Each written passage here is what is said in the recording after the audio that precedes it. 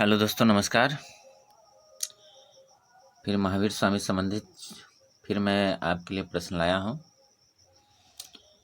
और अगर पिछला वीडियो नहीं देखे हैं तो आप इस पर जाएं, चैनल पर जाएं और पार्ट 1 और पार्ट 2 वीडियो देखें। यह हमारा जैन धर्म संबंधी पार्ट 3 है।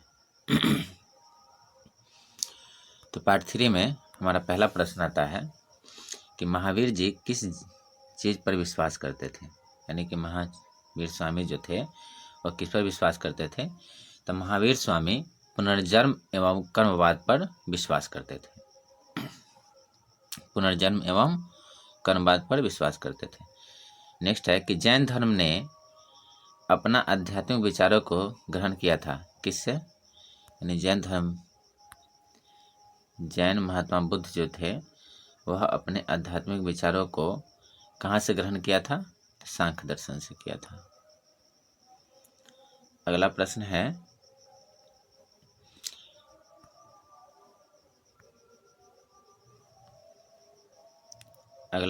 दोस्तों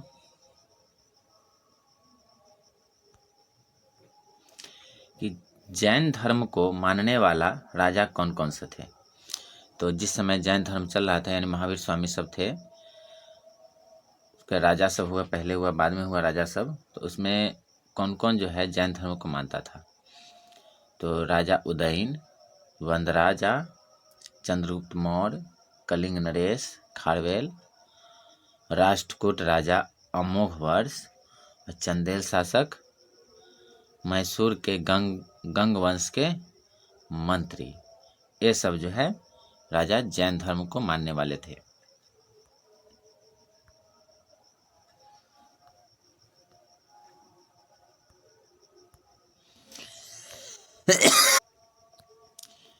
दोस्तों अगला क्वेश्चन है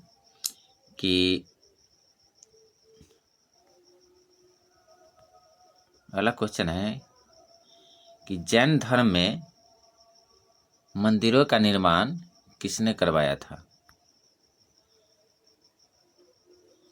तो जैन धर्म में मंदिर का निर्माण जो है सबसे अधिक चंदेल शासकों द्वारा किया गया था। अगला है कि जैन धर्म का प्रसिद्ध केंद्र मौर्योत्तर युग में कहाँ था। तो मथुरा में था। अगला प्रश्न है कि जैन तीर्थंकरों के जीवनी भद्रबाहु द्वारा रचित किस पुस्तक में वर्णित है। तो जैन तीर्थंकर जितने भी थे तो सबके जीवनी जो लिखे उसमें भद्रबाहु जो लिखे थे वह किस पुस्तक में लिखे थे। तो कल्पसूत्र नामक पुस्तक है, उसी में जीवनी लिखा हुआ है। अगला है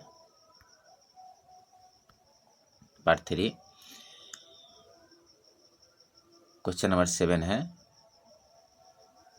महावीर जी की मृत्यु कितने वर्ष की अवस्था में हुई। महावीर जी की मृत्यु कितने वर्ष की अवस्था में हुई। तो महावीर जी की मृत्यु 72 वर्ष की अवस्था में हुई। महावीर जी की मृत्यु 72 वर्ष की अवस्था में हुई। अगला है महावीर जी की मृत्यु कौन सी जगह पर हो गई थी।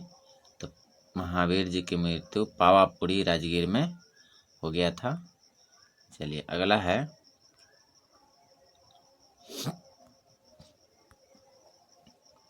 कि महावीर स्वामी को निर्वाण राज प्रसाद किसके द्वारा प्राप्त हुआ था।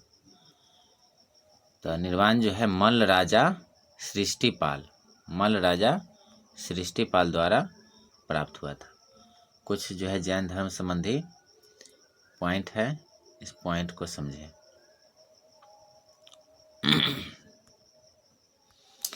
इसमें है मैसूर के गंग वंश के मंत्री चामुंड के प्रोत्साहन से कर्नाटक के श्रवणबेलगोला में 10वीं शताब्दी के मध्य भाग में विशाल बाहुबली की मूर्ति अर्थात गुम्तेश्वर की मूर्ति का निर्माण किया गया था।